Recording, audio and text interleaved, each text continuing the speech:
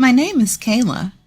I'm a 34-year-old housewife who has become a hunter of sorts, diligently working on pest control at our countryside home every year, as even slight changes in the climate cause an increase in insects.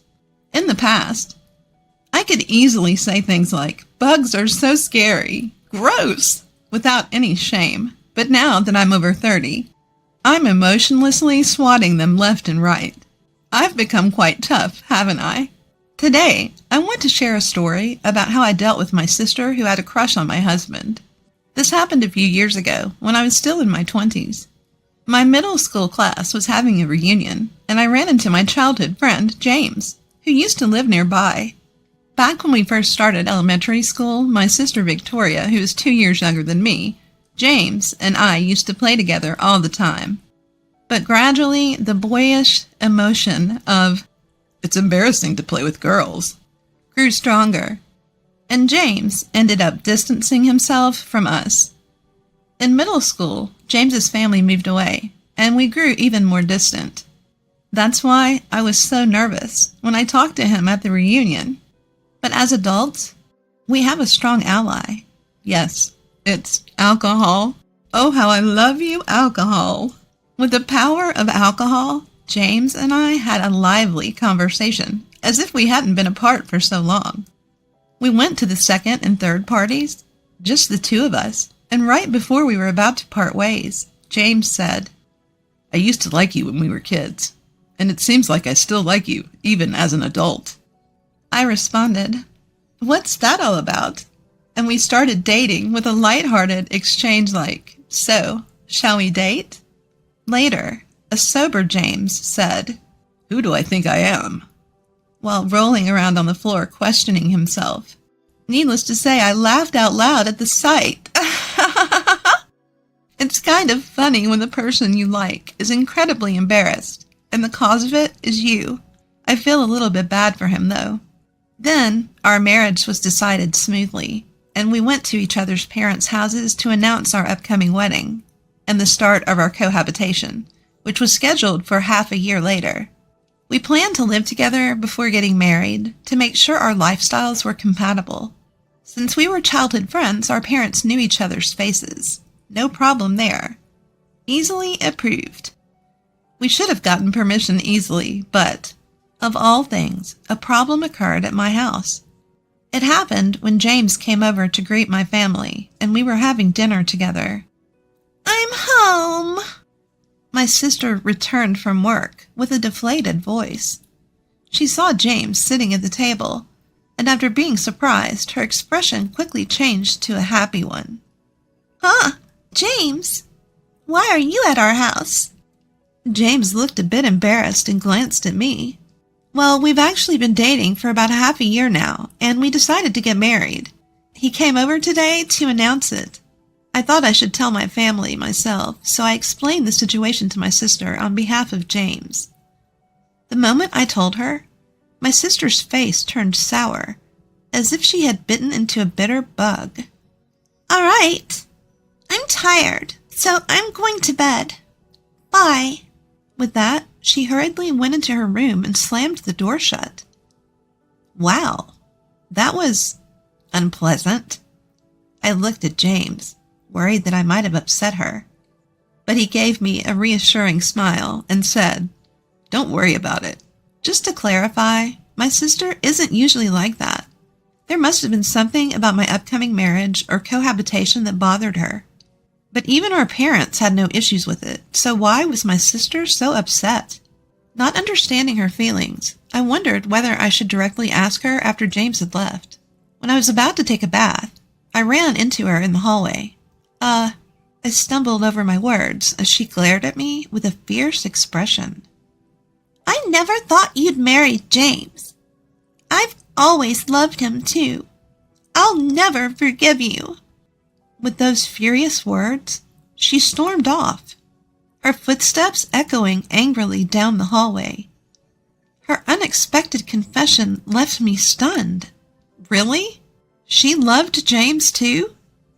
I couldn't help but feel like this was something out of a daytime drama. I spent a sleepless night thinking about it, but eventually reached a conclusion. Did it really matter if my sister loved my fiancé? After all, we were already engaged. If James had said he loved my sister, it would have been a different story. But that wasn't the case. More importantly, if she had loved him since they were kids, she should have told him her feelings much earlier. It was her own fault for not doing so, and blaming me for it was misguided. I knew she might become more hostile, but I decided to let it slide, like a big-hearted older sister. Normally, this would be a heavy situation, but I chose to take a more optimistic view. Still, I was unsure whether to tell James about it. My sister's feelings could become known to him. But if I didn't tell him, he'd feel uncomfortable every time he came over without knowing why. So considering him as a party involved, I decided to tell him everything. If there's anything I can do, let me know. It doesn't seem like there's much I can do, though, James said, concerned about me. Well, it's a sisterly issue. If my sister tries to attack me, I might ask you to be my shield. Hey, don't joke about that. So that's how we decided not to think too deeply about it. Neither of us had any intention of changing our decision to marry, and it wasn't an issue we could convince my sister to understand. So, our choice was to leave it be. As expected, my sister's attitude toward me became much colder after that. On the first day, when I went to take a bath after her, I found that she had drained the bathtub. Ha ha ha! This isn't a big deal. There's always the shower. Honestly, I can even joke about my sister's petty attempts at annoying me. However, it was a bit much when she hid my makeup and wallet before work. I don't have time for a treasure hunt in the morning. I desperately searched, trembling at the thought of being late. Thanks to being late for work, twice in 1 week, I barely made it in, and my boss looked at me with cold eyes and said, "Is it because you're getting relaxed now that you're getting married?" Unforgivable. But no, I'm her older sister. I should forgive her. Or should I? Our parents were initially unaware of my sister's antics, but eventually, they noticed something was off when she started hiding valuables. My mom scolded her, saying, "Why are you acting so childish?" Well, it seems like the person herself probably didn't think much of it and just thought, "What a pain." But the problem was our dad. Dad had always favored my sister because he had to care for her as a baby when Mom fell ill. There was a tendency for him to dote on and have a preference for his younger daughter over me. Basically, he has developed a motherly instinct due to his experience with child rearing. I wouldn't say that I don't understand his feelings. I have the same feelings because I also grew up thinking of my younger sister, who went through tough times, as cute. If you're talking about an experience where I was compared to my younger sister and came up short, yes, that's right. The only time I felt my sister was favored over me was when Dad chose to go to the aquarium instead of the amusement park as I wanted. My mother was someone who would ask me if I wanted to go to the amusement park, so I don't have any painful memories of feeling inferior because of my father's preference for my younger sister. But if my mother had not been that kind of person, I would have felt a strong sense of inferiority. And to make matters worse, my friends at the time would say things like, "Your younger sister is more loved." So I just thought that there was some imbalance of affection everywhere. Well, maybe it's just my naturally optimistic personality. If there's someone who can bring me down, I'd like to see them try. Or something like that. But this time, Dad sided with my sister. It seems that she was talking about how my older sister took my boyfriend. In my father's mind, he already thought of him as the worst man who played around with both sisters. My sister can get married, but I couldn't help but wonder what would happen to my abandoned little sister. I couldn't blame him for taking sides. Regarding Dad's opinion, Mom said, "James doesn't seem like the type who can do such a thing." And with a half-convinced expression, she also listened to my opinion. no, that's not it. On top of that, Mom didn't take either my or my sister's words at face value, and she fairly assessed the situation. But Dad said, I can't stand how pitiful the abandoned sister is, and now even the older sister is being toyed with. I won't forgive anyone for taking advantage of my beloved daughters. You need to wake up too. He spoke as if I'd been brainwashed by James. No matter what I say, he won't listen. Despite some difference in affection, he's a good father who truly loves my sister and me from the bottom of his heart. However, just this once, I wish he would listen a bit more to what I have to say. While it was quite troublesome that my marriage was being opposed, I decided to push through and make it happen anyway. In short, I decided to move out and live with James sooner than planned. The idea was to distance myself from my sister and her issues. If I wasn't at home, she couldn't bother me. The problem would be solved. In fact, this decision seemed to be the right one as our life together went smoothly. As the days went by, my mom told me, I think you're probably right, and since you're an adult, do as you please. Live freely. My dad seemed unhappy, but didn't say anything. Maybe he thought that even if James and I broke up, it wouldn't be good for me or my sister. He probably believed this was the best way to settle things. I think I believed it was the best way to settle things smoothly. However, it's heartbreaking to see James being treated like such a villain. But there was no news from my sister. I thought everything was over. Then came the wedding day. My sister didn't attend, and my father urged me to reconsider the marriage, saying, It's not too late. My mother laughed and said, I've had moments when I thought I made a mistake marrying your dad too, so be prepared for various things in marriage. Needless to say, Dad turned pale behind me, exclaiming, Is that true? Not everyone had heartfelt blessings, but with our parents watching over us, we got married. The next day, our doorbell rang loudly. What? James and I jumped up. We rushed to the monitor and saw my entire family visiting. Dad? Mom? Victoria? What's going on? My sister glared at me with sharp eyes.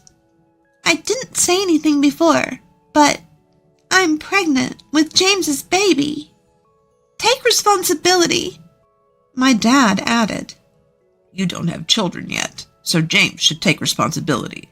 Break up with you and marry Victoria. Give James to her. While listening to my sister and father's side of the story with a puzzled look, Mom asked me, What's going on? James, still half asleep, came to the door behind me. Huh? What? My baby? Huh? Finally waking up, James shook his head vigorously at me. It's not true. We didn't do anything like that. His denial was comically exaggerated. I knew that. In fact, his panic made it even more suspicious. So he should stop. I wanted to laugh, but I kept quiet. What do you mean, James's baby? How many months are you? 2 months. If James doesn't take responsibility, this child will be fatherless. That's so sad, right? 2 months? I exchanged glances with James, startled by my sister's story. James and I burst into laughter. My confused parents didn't know what was going on. My sister was flustered, yelling, What are you laughing at? I wiped tears from my eyes, laughing too much, and said, Well, I see. So it was 2 months ago, huh? I started tearing up from laughing too hard. Victoria, we had fun last time, didn't we? Huh? Oh, yeah. My sister panicked for a moment at James's sudden question. My parents didn't understand what James meant and glared at him with disgust. I was probably the only one who knew what he was trying to do. By the way, Victoria, how many abs do I have? What? Pfft. My sister was dumbfounded. I almost burst out laughing. Do you remember the number of my abs you saw 2 months ago? I accidentally lost them recently. Only James would describe his abs as if he'd lost something. I laughed so much I felt like my abs were popping out. What are you talking about, James? The correct answer is 0. I almost said, I know. But James confessed without paying attention to my sister's puzzled face over the fact that he didn't have any abdominal muscles. Even my mom couldn't help but laugh. Maybe whoever made the other person laugh would win this battle. Question 2. You've seen my moles, right? How many are there in total? Huh? No. What? My sister seemed confused about how to react to James's strange questions. It made sense. His goal was to confuse her and have fun with her. They never had physical contact, so she couldn't answer James's questions. If she slipped up, it would be funny, and he would play along. He kept asking questions instead of quickly denying it, enjoying the fact she couldn't answer. In fact, my mom started to feel something was off, wondering, isn't it strange for them to be this close? Of course. This kind of exchange wouldn't happen if they had really spent the night together, especially in front of our parents. Just having this conversation proved nothing happened. James was enjoying his own way of getting back at my sister, confusing her. He was so happy, like a child with a new toy, and had a very innocent expression on his face. What a scary guy. If she can't deal with this kind of joke, she can't be James's wife. And I watched my sister's reaction. She finally answered question 2 with desperation. 10, maybe? Bzzz, wrong. The correct answer is, I don't know either. My dad burst out laughing too. At the same time, he tried to hide his frustration. Enough, James. Stop messing around after leading on my daughters. I stopped my dad, who looked like he was about to grab James. Wait, listen. You said she's 2 months pregnant, right? If you think about when she got pregnant, it's impossible for James to be the father. Wait, what do you mean? My words caught my mom's attention. Can I say it? As I glanced at James, he reluctantly nodded, making a displeased face. No, wait a moment. Can I say it? Can you? Yeah, I can. Trying to be tough, James puffed out his chest. Well, father-in-law, mother-in-law, the truth is, during that time, I was stung by a bee on my, important male part. At that moment, everyone, even my sister, burst out laughing. Enough with the lies. There's no way you'd be stung there. My angry father and my mother laughing hysterically while clapping their hands. Well, it's embarrassing, but it's true. It was hot, so I thought I'd cool down a bit. I opened the window, thinking no one could see me, and just relaxed, naked. And then, that bee came flying in and stung me. James's face, even his ears, turned bright red. I tried not to laugh for his sake, but I couldn't help but burst out laughing. There's no way such an embarrassing guy exists. No, there's really such an embarrassing guy right here. James tried to argue against my father's words, but it wasn't something to be proud of. That doesn't prove the baby in my belly isn't James's. My sister, who had nearly lost her footing, seemed to have caught her breath and rejoined the battle. No, Victoria, think about it. A bee stung me on the important part. Dad, you can imagine the pain of having that vital area hurt, right? My sister fell silent at James's serious face. My dad, who'd been imagining the situation, looked down while gently holding his crotch. He tried to make a stern face, but it was clear he was starting to believe James's words. It's a really important, delicate area for men, so it was tough, I even called an ambulance. I was more embarrassed to be the one who sympathized. I couldn't help but retort at James's story. I had a fever and it was terrible. If someone made a baby in that condition, they'd have real extreme tastes. I could even ask the hospital that took care of me.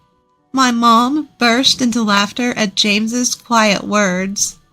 James, you used to take off your swimsuit when playing in our plastic pool, didn't you?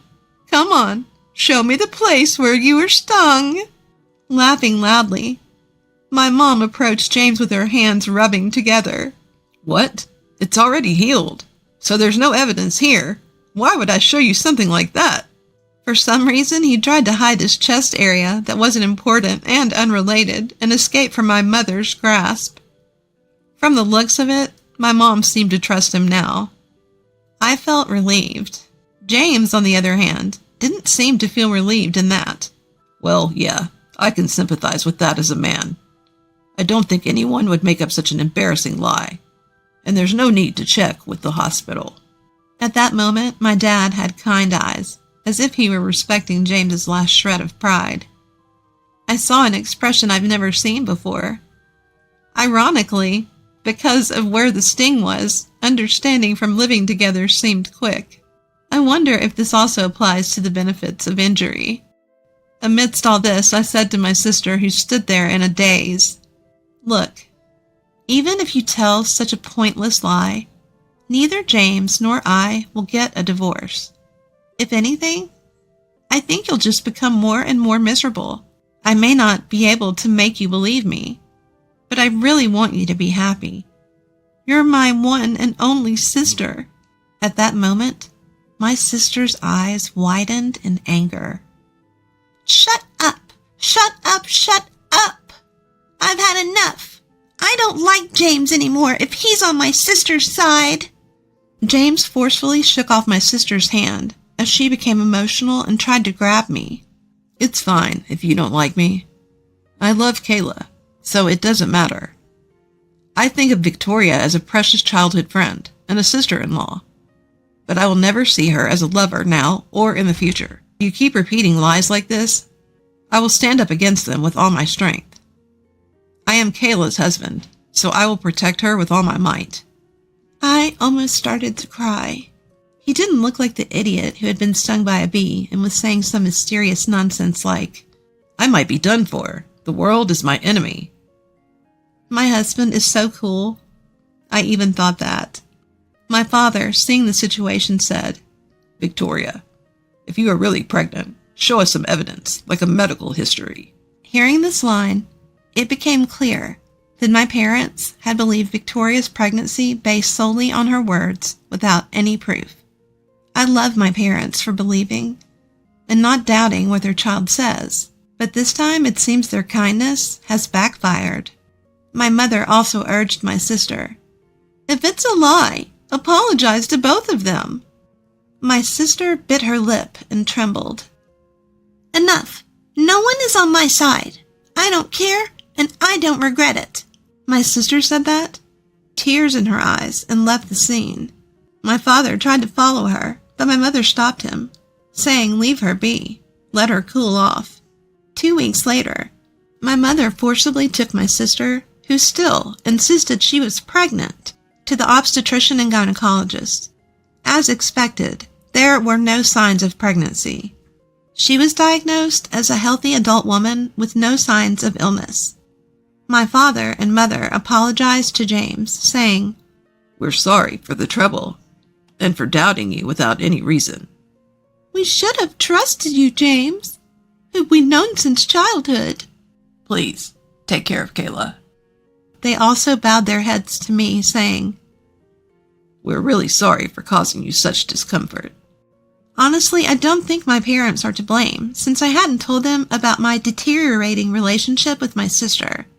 Having parents who believe and don't doubt their child, well, there may be various things to think about from a societal perspective, but it's true that they stand up for their daughter.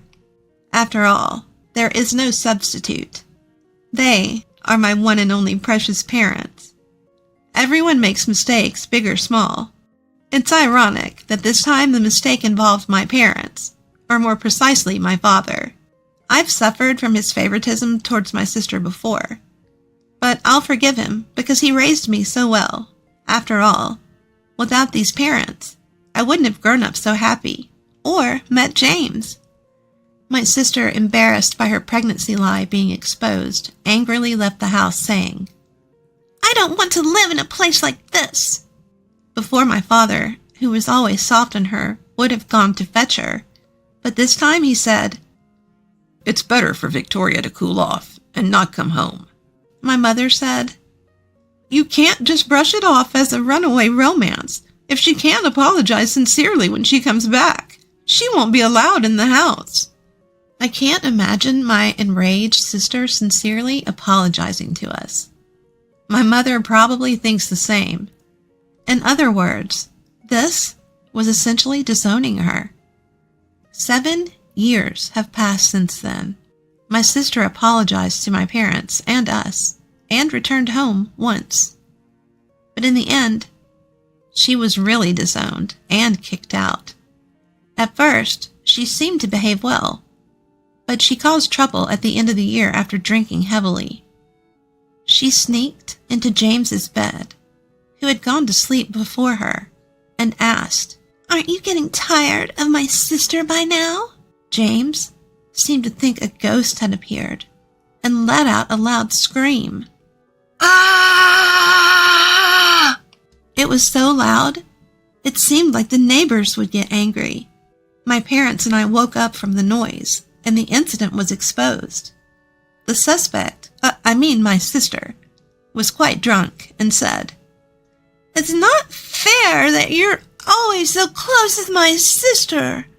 You should share some of that with me too." Of course, that's not something we could do, nor would we. I was furious and told her to stop it. James was trembling like a chihuahua, and my parents, with an expression like they'd never seen before, disowned my sister. I'll never forget how my father, who was supposed to be fond of my sister, showed his disgust by saying, "I don't remember raising a child who would attack a man in his sleep." My sister apologized over and over again after sobering up, but my father strongly rejected her, saying, "Actions taken when drunk reveal one's true feelings. We can't trust you anymore." My sister left home in tears. Meanwhile, I found out I was pregnant for the first time after the tumultuous end of the year. Since then, I've been with James, and we just kept having children constantly, you know. Now, at 34 years old, I'm a mother of 4 children, although 2 of them are twins, so I've only experienced childbirth 3 times. They're almost all a year apart, so every day is like a festival. If left alone, the walls would be covered with crayon scribbles, as if it's an art exhibit. On Sunday mornings, James and I would run around the house with a cleaner in hand, trying to clean it up. Even though we clean it up, it gets scribbled on again. But despite the chaos, these are happy days. The youngest child is going through a bit of a no phase, resisting clothes, brushing teeth, and using the toilet. But when I see the sleeping faces of my 4 little angels, I can forgive anything. My parents also seem to share my feelings, and they frequently visit our home to help with childcare. James is also very cooperative with childcare, although his hair is constantly being pulled, and now he's worried about his thinning hair. The expression seems to say just that, as they respond accordingly. I won't say, "It's okay if you lose hair with your promotion and increased salary. You can afford good hair growth treatments now." I'll just keep that to myself. It seems interesting to see James troubled by thinning hair. For better or worse, we want to see all sorts of sides of the people we love, right?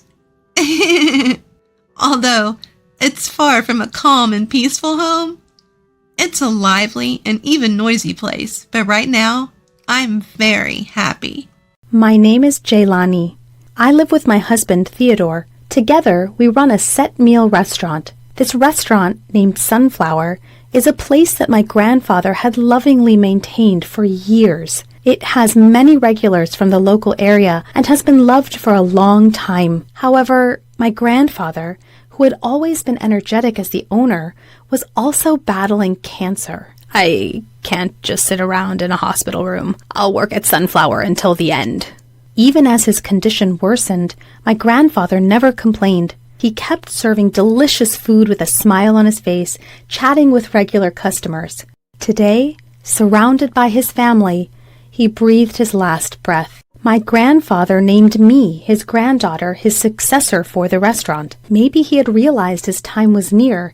He left a detailed will, including instructions about the inheritance of the shop. Accepting my grandfather's will, I decided to become the owner of Sunflower. Thankfully, even after my grandfather passed away, the customers didn't stop coming. The employees who had been working for us continued to serve faithfully. Having watched my grandfather's cooking all my life, I was confident that I could continue to serve dishes that tasted just like before. Perhaps it was because I was cooking with all my heart to keep the restaurant going, but the regular customers who were used to my grandfather's cooking gave positive feedback. This taste! It's just like your granddad's. It feels like he's still here even though he's gone. The regulars were delighted that they could continue to enjoy my grandfather's flavors. Sunflower has been thriving just like when my grandfather was around, and I'm more motivated than ever. However, since my grandfather passed away, my husband has started to show dissatisfaction. Normally, a man would be the owner of a restaurant. I don't get why you inherited it. I'm his granddaughter. That's why. The restaurant is in my name, but we're running it together, so it doesn't really matter, does it? Well, I guess. My husband seemed to have wanted to be the owner and sometimes vented his frustrations, but I'm the one who mainly cooks. Since my grandfather's time, my husband has mainly been handling the cash register, deliveries, and shopping. An owner who can't cook doesn't quite fit the bill. I could have given in a little and not been so stubborn, but my grandfather had nominated me. Once nominated, I didn't want to disregard my grandfather's wishes. Jaylani, can I have another one of these? Sure, got it. The restaurant is still bustling, and I'm busy every day. Then, one day, someone paid a visit. Hey, big bro! Long time no see! It was my husband's younger brother. This brother-in-law of mine was quite a troublesome character. Despite his age, he didn't hold a steady job and was always flitting about, playing around. To be honest, I found him difficult to handle. Last year, he moved far away, saying he was going to find work, but it seems he quit that job and came back. Oh, welcome back! Despite this, my husband cherished his younger brother. My husband seemed glad that his brother had returned to our hometown. I heard the old man passed away. You took over the shop, right, bro? No, not me. No way! Your wife? Seriously? A woman running a shop? That's hilarious! Unaware of the annoyed looks from the customers, my brother-in-law roared with laughter. I felt silly engaging with my brother-in-law and decided to ignore him. Since we're family, it's free, right? Yeah, sure. My brother-in-law ate a large meal, drank beer, and left without paying. That's how unreasonable he is. Our relatives come here too, but they always pay. It's unfair to make only your brother free, so please charge him next time. It's fine. He doesn't have money. It's okay to give him a break. My husband seemed to be siding with his brother to the end. After that, my brother-in-law regularly visited the restaurant and ate and drank without paying. Each time, I warned my husband, but he would not listen. Perhaps because I was being persistent, my husband became grumpy and talked less. As our relationship worsened, my brother-in-law started coming to the restaurant more frequently. And each time he would whisper with my husband in the back of the kitchen. I'm sure they were bad-mouthing me. I tried not to mind their behavior and kept cooking. While glancing at me working hard, my brother-in-law had this conversation with my husband. Can't we somehow make this restaurant yours, bro? The name is in my wife's name, so... The location is good. There are many customers. Let's make it your restaurant and monopolize the profit. It must be hard being under your wife's thumb like this. Well, yeah, but... My brother-in-law had set his sights on Sunflower and was scheming to make it their own. Taking advantage of our marital strife, he was trying to get my frustrated husband on board. But how are we going to make it our restaurant? I have a good idea. The two began to quietly plot. My husband agreed with his brother's opinion, and they decided to put their plan into action. The next day was the restaurant's day off. My husband left early, leaving me alone. Even though it was my day off, I remembered that the kitchen was dirty. I decided to visit the restaurant and spend the whole day cleaning. When I tried to open the door of the shop, it was unlocked. Thinking I'd forgotten to lock it yesterday, I rushed in, and there were my husband and brother-in-law. "Oh, you're here!" I was surprised because the door was unlocked. "It's our day off today. What are you doing?" As I called out, the two of them smirked as if they were up to something. "Actually, we have something to talk to you about. Since you took over this restaurant, you've been getting too big for your boots and it's bothering us." "I'm not getting big-headed." "No, you are. Don't you think so?" "I do. You're happy because the restaurant's thriving and profitable." "What are you trying to say?" The two of them spoke as if they were making fun of me, which frustrated me. As I showed my angry expression, my husband started to spread out some documents on the table. "I'm sick of your attitude. Let's get a divorce." The document was a filled-out divorce application. Surprised by the sudden announcement, I was stunned. "Huh? What? What do you mean?" I was shaken, unable to understand what my husband was thinking. The first thing that crossed my mind was about the continuation of the restaurant. There are a few employees, but running the restaurant alone after the divorce would surely be hard. "This is too sudden. I don't understand what you're saying. It would be hard for me to keep running the restaurant alone if we divorce." About that, we're going to buy this restaurant. We're going to start it anew as our own, so we want you to leave. I couldn't understand what my husband was saying at all. "It's such a waste to continue running a dull diner in such a good location with so many customers. We're going to make this restaurant better." "That's why? Please sign the divorce papers and leave quickly." The two of them were saying such absurd things that I couldn't keep up. "This is a restaurant that my grandfather protected. The profits are already enough. We should continue as we have been for the sake of the customers." "So you're saying you have no intention to grow? In a little while, a restaurant like this will go out of business. To prevent that, I'm saying I'll start a new restaurant." No matter what I said, I couldn't get through to them. Surely my husband must have been brainwashed by his brother.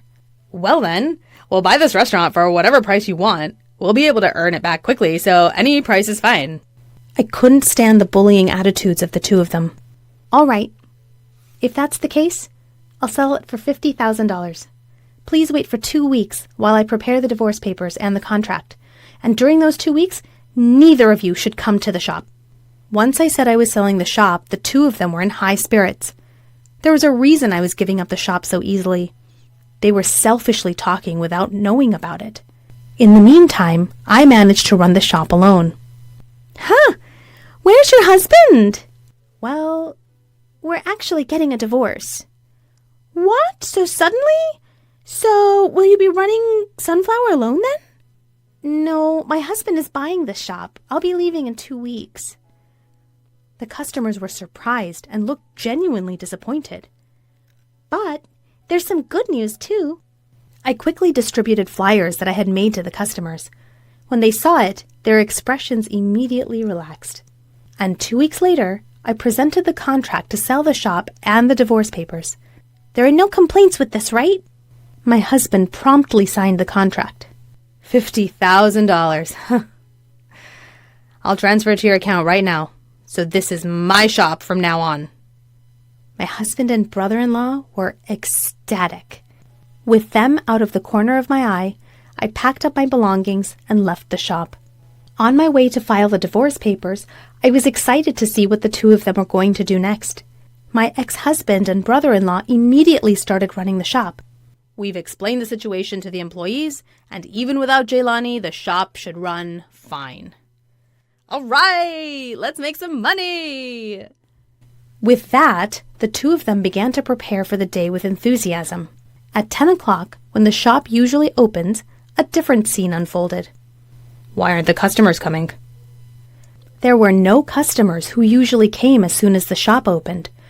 The employees who had always been diligent about coming to work weren't at the shop either.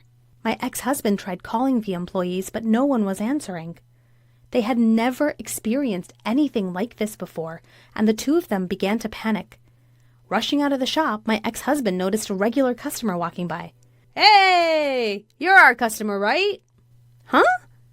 Oh, yeah. I've been worried because you haven't come in yet. Come on in. Didn't you say the wife quit the shop? I was coming here for her cooking, so maybe I won't come anymore. Don't say that. We'll definitely serve something delicious. My ex-husband somewhat forcefully guided the customer into the shop. The customer reluctantly entered the shop and started to look at the menu to place an order. What's with this menu? Since I'm the shop owner now, I've decided to drastically change the menu. The traditional sunflower set meals were nowhere to be found on the menu. The menu was filled with foreign words, and it seemed difficult for the customer to understand, causing a drop in enthusiasm even before ordering. Then I'll have this steak. Understood. My ex-husband and brother-in-law enthusiastically started cooking. The customer, who had never seen my ex-husband cook, anxiously awaited the meal. Hey, is it ready yet? Sorry for the wait. Finally, 40 minutes after the order was placed, the meal was ready. When the steak was brought to the table, the customer's eyes widened in surprise. What is this? What my ex-husband served could hardly be called a meal. There were only 3 pieces of meat in the center of the plate. The outside was burnt, and the inside was raw. There was no sauce or anything else, just a bowl of bread and soup. We used high-quality ingredients, so we only used salt and pepper for seasoning. We cooked it to bring out the aroma of the outside and enjoy the rare inside. The customer didn't touch the steak, which looked like a failed dish at first glance. Upon closer inspection, the soup appeared to be instant. I'm sorry, but I can't eat this. The disgruntled customer stood up, ready to leave the shop. My ex-husband was shocked that not a single bite was taken. Customer, you still have to pay. That will be $30. $30? You're joking! I can't pay for this garbage-like meal? The furious customer stormed out of the shop. Taken aback by the unexpected turn of events, my ex-husband and his brother were stunned. At the same time, they realized they were in a dire situation. Neither my ex-husband, who had barely ever cooked, nor my freeloader brother-in-law could possibly run a restaurant. They should have realized this if they thought about it, but they were too focused on making money. From that point on, not a single customer visited the Sunflower under their management. Meanwhile, I had started a new shop in a different location. It's Sunflower 2. The employees who had worked at the original Sunflower are also with me. This shop was also inherited from my grandfather. My grandfather had been concerned about the aging Sunflower and its durability, so he had built a new shop in a different location. He wanted to announce the new shop once it was finished, but he passed away before the shop was completed. This shop was entrusted to me. I had not disclosed the existence of this new shop to my ex-husband. During the 2 weeks I handed over Sunflower, I advertised the new shop. Regular customers who wanted to eat my food all followed me. Thanks to that, the shop has been bustling since its opening day. We have enough margin to hire a few part-time workers. Since I have the $50,000 I received from my ex-husband, I can also add to the employees' salaries. Here, I began to offer my original dishes. To broaden our customer base, I came up with menus for younger people and even weaning food that small children could eat. This has attracted a lot of attention, and the number of families visiting has increased. While keeping my grandfather's flavors, I'm growing the shop to fit the times. The daily hustle gives me a sense of fulfillment. Meanwhile, my ex-husband and his brother were at a loss in the old Sunflower. They had borrowed a large amount of money to pay me $50,000, and now they are receiving demand letters.